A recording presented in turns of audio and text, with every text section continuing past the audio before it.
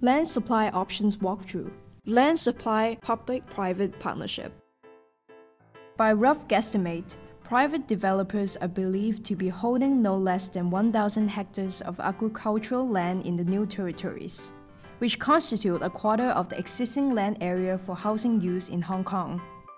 While the government is making every effort to identify and create land, some suggest to tap into the private land reserve and consider ways to unlock and even enhance the development potential of these private lands. Other than the existing ways to trigger statutory process to resume private land by the government, or for the private developments to initiate changes to the use of agricultural land through lease, modification, or land exchange applications, it has been suggested the government could help unlock the potential of private land through public-private partnership. How does PPP work?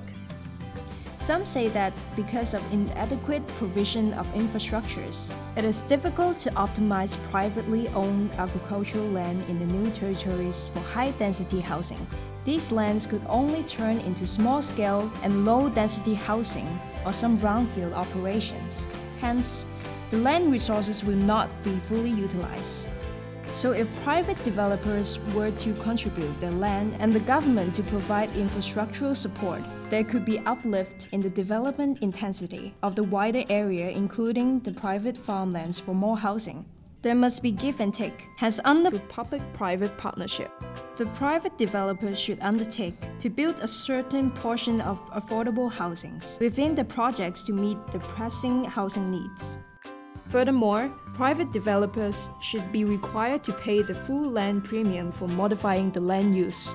If there is community support to explore these directions for public-private partnership, it may help release underutilized private land resources and boost the land supply in the short to medium term.